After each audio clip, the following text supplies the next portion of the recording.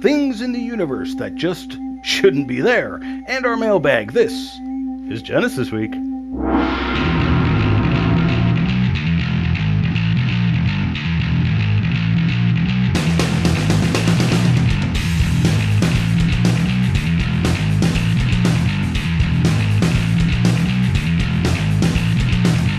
And a welcome to this episode of Genesis Week, the weekly program of creationary commentary on news, views, and events pertaining to the Origins controversy, made possible by the supporters of CORE Ottawa, Citizens for Origins Research and Education. Excellence in pirate broadcasting, we continue to bring you the information the anti-creationists don't want you to see or hear, and we give glory to our Creator while doing it. Remember, you can find us in cyberspace at genesisweek.com, where you can subscribe to our YouTube channel to get extras like Crevo rants and full interviews with our guests. I'm your host, Ian Juby. Gary wrote in from Michigan with a specific subject request and suggested inviting Dr. John Hartnett as a guest on the show. I thought it was a great idea, and Dr. Hartnett agreed. John Gideon Hartnett is a physicist and cosmologist with a bachelor degree with honors and a PhD with distinction in physics, and is currently a professor in Adelaide, South Australia. He's published more than 200 scientific papers, numerous articles and blog posts on science and faith in defense of the Bible. One of his main focuses is how science, and particularly cosmology, fits the biblical creation account and how the Big Bang is inconsistent with the Bible. He speaks around the world on the creation evolution subject in universities, schools, churches, and the media. He joins me from his home in Adelaide, and I probably said that wrong. Welcome to the show, Dr. Hartnett. Thank you very much. Thanks for having me. Okay, so we had a viewer write in specifically to request a topic, namely stuff that shouldn't be there according to evolutionary, naturalistic, and deep time theories. And he pointed to a paper that just came out in Nature disclosing what they call an ultraluminous X-ray source. Basically a star emitting an incredible amount of X-ray energy. An article by Business Insider and Yahoo News had a title that said it all: Newfound Super Bright Neutron Star Baffles Scientists and Should Not Exist. So let's start with that. Obviously they're saying it shouldn't exist in the deep time worldview. Why are they saying this shouldn't exist, and does this cause any problems for the young universe worldview? This is not an uncommon type of headline that you hear because of their naturalistic worldview, because of the assumptions that they have in the Big Bang model. They expect certain outcomes. Now we have to understand here, science is about testing ideas, and science sometimes they run into brick walls because of certain underlying assumptions. And I would say this is a case where God has thrown some surprises there for the astrophysicists. When they think that they understand the universe, then God throws this curveball, so to speak, you know. And I think that's one of the problems that we have to understand, is that astrophysics and cosmology, the study of the whole universe, falls into really a special category of science. It's not how the general listener might think. They tend to think in terms of this notion of experimental or operational science, that the scientist does repeatable experiments and then he can sort of absolutely determine some kind of truth from those experiments. Well, with the cosmos, he's looking at data, he's looking at observational evidence, and it's not the same thing as the experiments that I might do in my own research lab. What I would say is that this type of science falls more into the category of what we would call historical science, and because of that, it's weak in its explanatory power. This is something that we do need to understand, because astrophysicists can't see the whole universe. They can't just sort of go out there and look at this object, this ultraluminous object. They can't they don't have the same sort of ability to test their models that we do in the laboratory, and this is what makes it weak. So instead what they do is they will model that star or that galaxy or the whole universe, whatever it is they're looking at, they'll model that in some computer with some supercomputer simulations, and they will try to use that and statistical arguments that come from that to get a handle on what's going on. But it's still very weak, because really they cannot know exactly what's going on. They only, they'll sort of say that they understand it when their model fits what the observation is, and often they'll go along and think that they have understood it, and then something like this happens. I would just add one point further, that I mentioned cosmology as well, and cosmology is the study of the whole universe. And this problem, if you think this problem is difficult even at the astrophysics level, like stars and galaxies, in this case they're talking about a star, what they believe is a collapsed star, a neutron star, the problem applies to all of cosmology and the whole history of the universe. I like to quote one particular astrophysicist, not a creationist. His name is Dr. Richard Liu, and he said cosmology is not even astrophysics, because he says all the principal assumptions in this field are unverified or unverifiable in the laboratory. And then he goes on to say, because the universe offers no control experiment. You see, this means there's no independent checks and balances. There's no independent way to test what a typical universe should really look like. And this makes astrophysics and cosmology particularly weak as a science. Okay, so another example, because this is a viewer request, another example, this time was a galaxy, documented again in Nature magazine back in 2012. I'm sure you heard about this. A galaxy that was described as rare grand design spiral. Hubble has spotted an ancient galaxy that shouldn't exist. The problem being that this galaxy was allegedly too old at 10.7 billion years old, but it has beautiful spiral arms.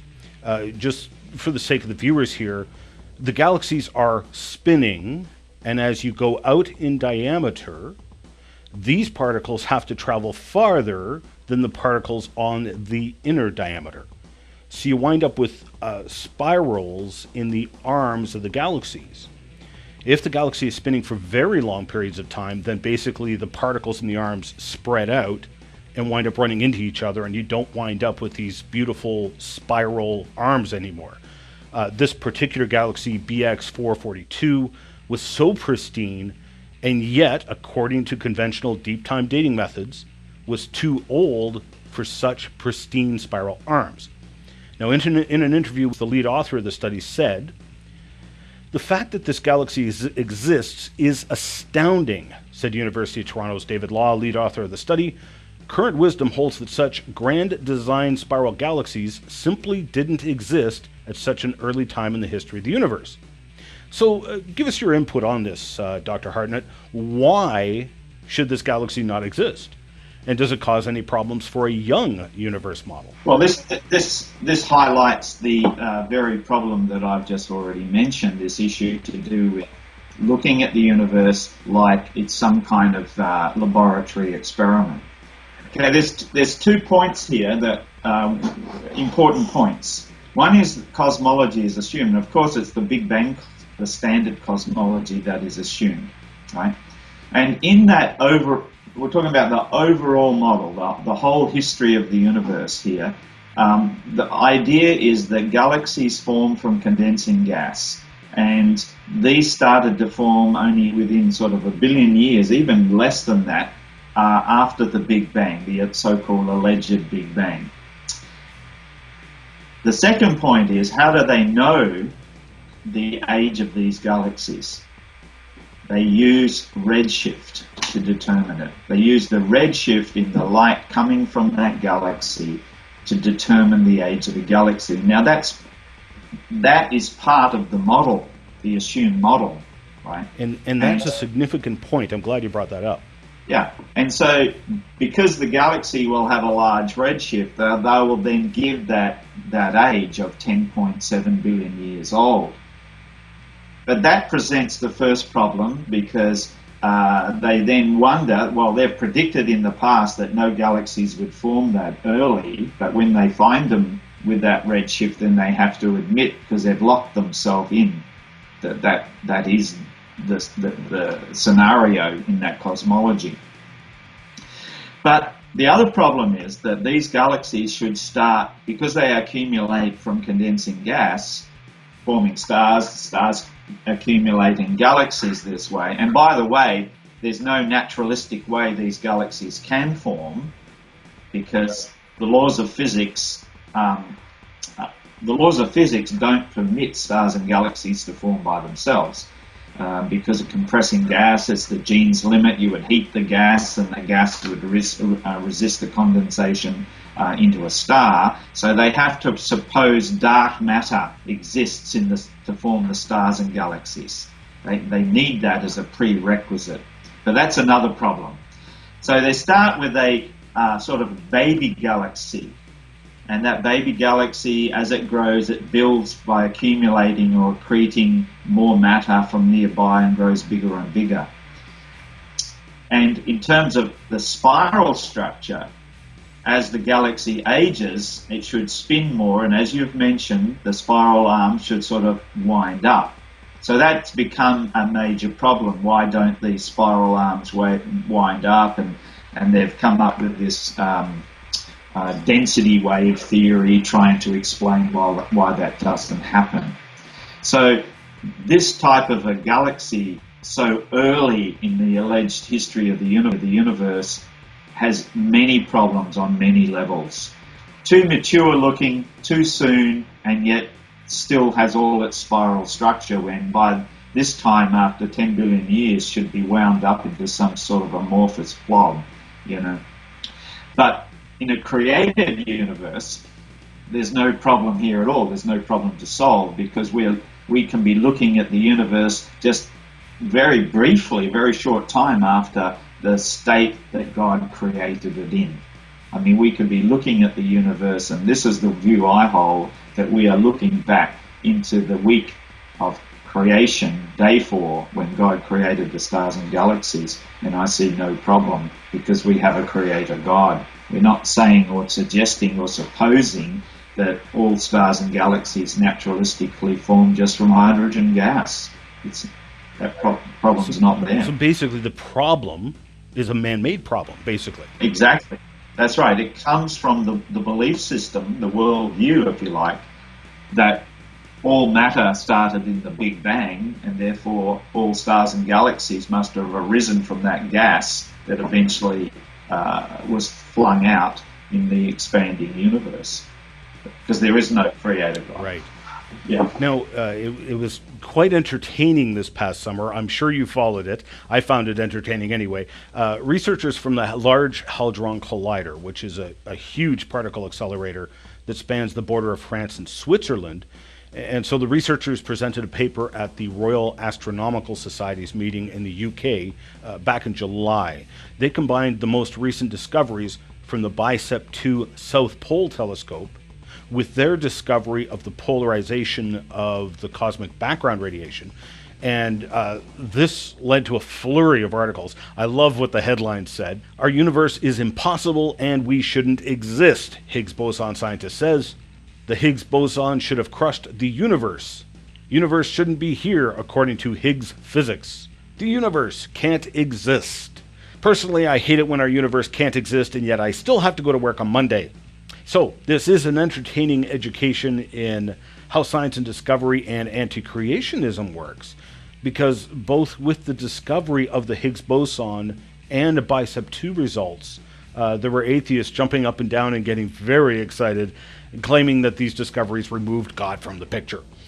Even from your area down under, the online Australian news gave a nod to supposedly proving God didn't exist because of all this alleged science taking place.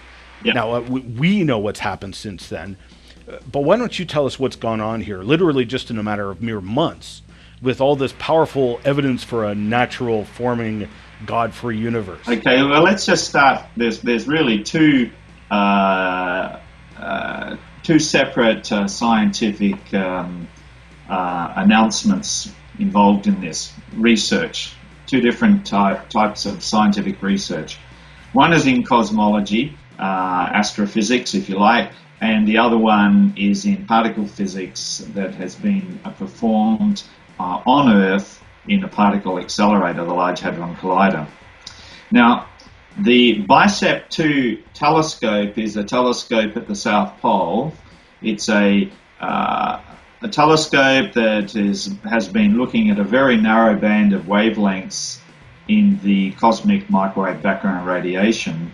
And from their observations, the BICEP 2 team made the claim that they were seeing a certain signature in that radiation, this B-mode polarization, that could only come from primordial gravitational waves in the inflation epoch soon after the Big Bang.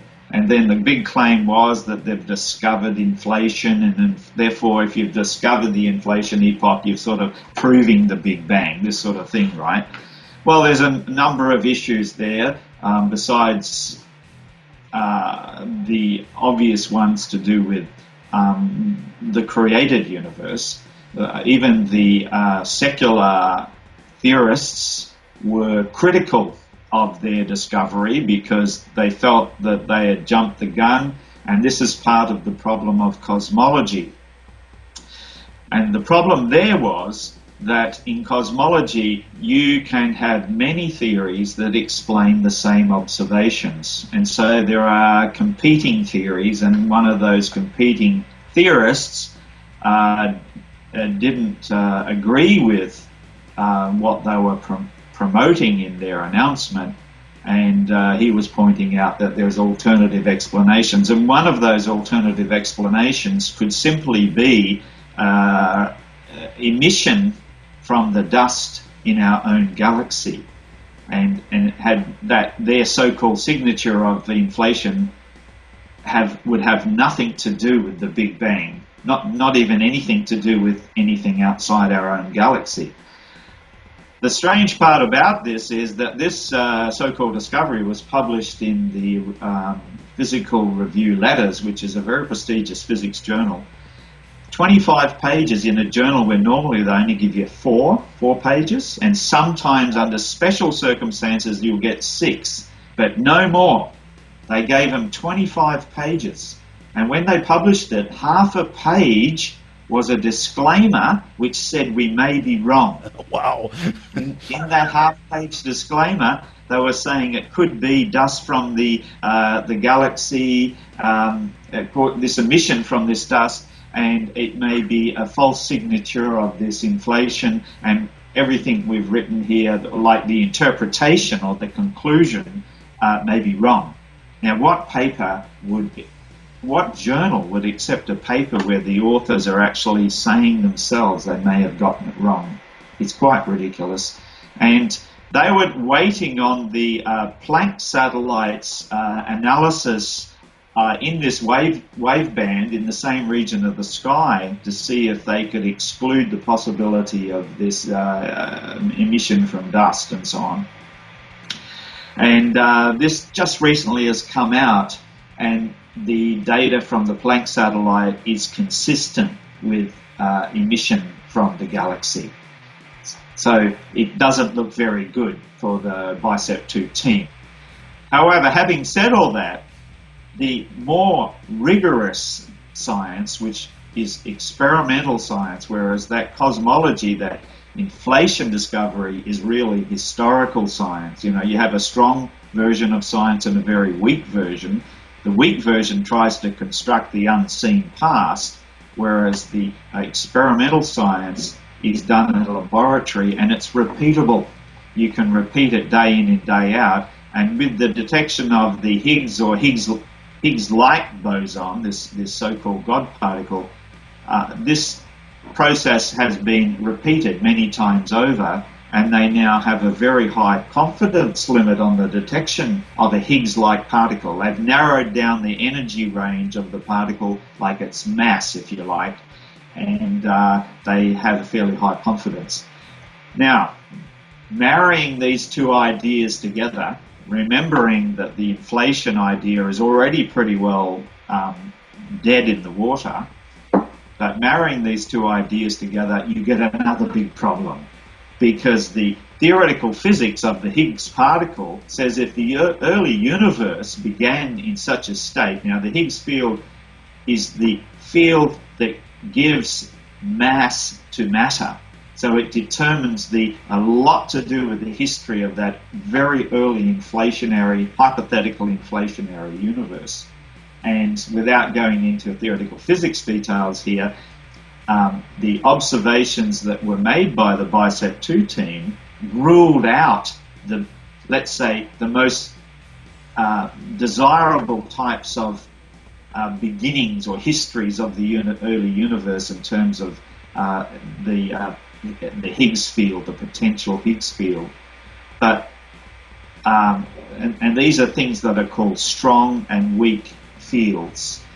The Higgs boson, though, if you apply that to the early universe, that forces them into a certain type of, you might say, evolution of the field, and it forces the universe into rapidly recollapsing back in on itself. So less than a split second after the Big Bang, according to the current thinking then, the universe should have recollapsed back onto itself and it shouldn't exist. But of course we are here and we are discussing this, and so therefore something must be wrong. And I suggest what's wrong is that there was no inflation, there was no Big Bang, and so applying the acceptable particle physics explanation to a hypothetical origin of the universe is where the problem comes, where they come unstuck. So yeah, I agree, it's quite humorous in itself. I've written an article on this on creation.com. It's called Inflation All in the Dark. It's also on my own website, johnhartnett.org. Inflation All in the Dark. So I go into a lot of details there so the listeners can look that up. Right. Well, thank you so much for being on the show today, Dr. Hartnett. I know how much the viewers appreciate this, as do I. So thank you for being with us today. Thank you very much for having me. Dr. Hartnett is fairly active on his blog, where you can keep up with the latest reports in cosmology and physics as it relates to creation and evolution at johnhartnett.org. He also has 2 books, Starlight, Time and New Physics, and Dismantling the Big Bang, which he co-authored with Alex Williams. He also has a raft of papers on creation.com, as well as the Answers Research Journal, which I'd highly recommend looking up. Stick around, we'll be back in 1 minute with the mailbag. The Complete Creation video series is just that, an exhaustive look at the science, philosophy, and theology behind the creation-evolution debate. In this 12-DVD series, Ian Juby starts off with a 1-hour presentation for the children in God's little creation. He then follows up with almost 11 hours of lecturing for the adults as he walks you through the debate starting at its surprising history and examining the evidence from biology, geology, physics, paleontology, and archaeology. Chances are any question you have about the creation-evolution debate is answered in this video series. With open captions for the hearing impaired, the series is both entertaining and educational. There are also free resources, such as question and answer and proctor sheets for homeschoolers. You can now get the entire set as an instant digital download or on DVD. Visit Ian's bookstore today.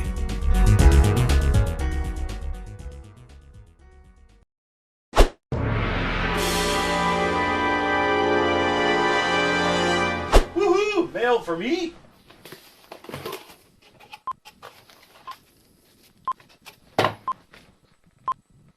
I forget. I'm supposed to cut the blue wire or the red wire? Or I could just pull the detonator.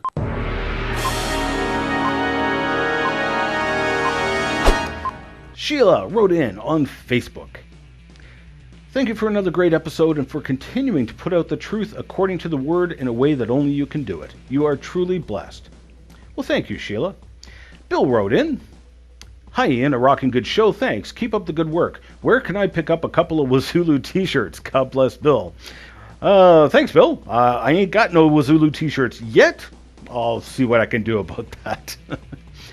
In response to our Eye of the Shrimp episode, Richard Raspberry posted on Google+, "Intelligent design overlaps biomimicry, bioinformatics, and computer science. If we accept the obvious fact of design in nature, we would speed up on such discoveries as made in the shrimp eye. This such discovery actually adds hefty weight to design science, despite those militant atheist claims that ID isn't a science. Tell me, what have we discovered due to evolution theory? Can anyone name one thing? And before you say adaptation and natural selection, you best look who it was who discovered these mechanisms. Natural selection was coined by Edward Blythe, a young Earth creationist, and adaptation was originally called directed mutation before being changed to adaptation because the term adaptation sounded better than directed mutation to the Darwinists. Despite that, John Cairns, the gentleman who first made the observation of pre-selection expression in phase 2 cell growth, is not a Darwinist either. So what has evolution theory contributed to science?" Tharkin73 made a good point on YouTube. "Great show, Ian. One thing additionally to point out on C14 dating of artifacts is that even the accepted dates that point to a time prior to the young Earth creation model are likely inflated to some extent because the method assumes a constant carbon-12, carbon-14 ratio in the system. It has been known for decades that the Earth is not at equilibrium in regards to this ratio. Therefore, the calculated dates are automatically off by some margin." Alright, I gotta wrap this up. I'm your host, Ian Juby, thanking you for watching, and I hope you'll join me again next Genesis Week. Remember, you can send in your comments, questions, hate mail, and large bags of Halloween candy to us in a number of ways. You can email us at comments@genesisweek.com, or you can send us a tweet at GenesisWeek, or you can go to genesisweek.com, which takes you to my YouTube channel, find the most recent show, and post a comment there. Or you can leave a comment at our Facebook page at facebook.com/GenesisWeekTV. Remember those words of warning from our Creator and Savior, the Lord Jesus Christ, who said, "I am the way, the truth, and the life. No man comes to the Father except through me." We'll see you next week. We are a viewer-supported program and need your support to keep this program on the air.